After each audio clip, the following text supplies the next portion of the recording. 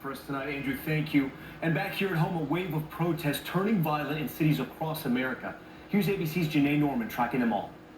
Tonight, a growing number of cities with violent and even deadly protests, as once peaceful demonstrations now spiral out of control. In Austin, Texas, chaos erupting after a protester was shot and killed during a Black Lives Matter march. Initial reports indicate the victim may have been carrying a rifle and approached suspect vehicle. Suspect was in the vehicle and shot at the victim. In Colorado, this driver plowing through a crowd of protesters. One person on this highway shot and wounded.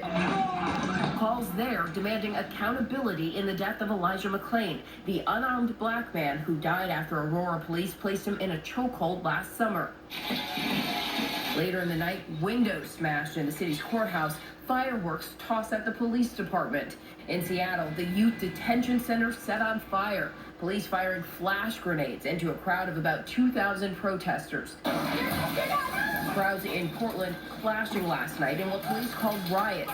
Tear gas fire, a fence vandalized. The president of Portland's branch of the NAACP saying the violence between federal agents and additional protest groups has become a spectacle, taking attention away, quote, from the urgent issue of murdered black bodies. Writing in a Washington Post op-ed, this might ease the consciences of white affluent people who have previously been silent in the face of black oppression, but it's fair to ask, are they really furthering the cause of justice, or is this another example of white co-optation? And Tom, that NAACP chapter president says white Americans are needed in the struggle of racial injustice, but he urges them to reflect on whether any actions they take actually help establish justice or whether they're simply for show. Tom? Janae Norman.